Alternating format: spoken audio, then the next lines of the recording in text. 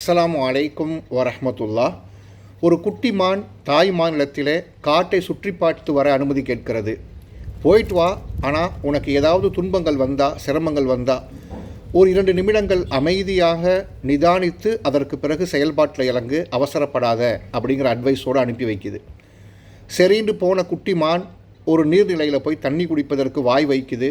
ஒரு சிறிய சலசலப்பு சத்தம் கேட்டு திரும்பி பார்த்தா ஒரு புலி ஒன்று இந்த மானை வேட்டையாடுவதற்கு வந்து கொண்டிருக்கிறது.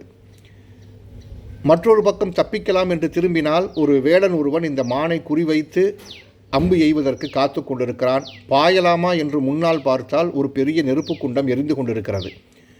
ஒன்றுமே செய்ய தோன்றவில்லை. தாய் சொல் நினைவுக்கு வருகிறது. ஓரிரு நிமிடங்கள் அமைதியாக அந்த விஷயத்தை அசை போட்டுக்கொண்டு கண்களை மூடி மீண்டும் திறந்து பார்க்கிறது. ஒரு பெரிய மிராக்கள் அங்கு நடந்திருக்கிறது. ஒரு பெரும் இடி சப்தம் கேட்டு அந்த அதிர்ச்சியில் வேடன் அம்பை எய்து விட்டான். அந்த அம்பு இந்த புலியின் மீது பட்டு புலி இறந்து விட்டது. பெய்த மலைச்சாரலால் அந்த நெருப்பு அணைந்து விட்டது. இந்த மான் மகிழ்ச்சியோடு இல்லம் திரும்புகிறது.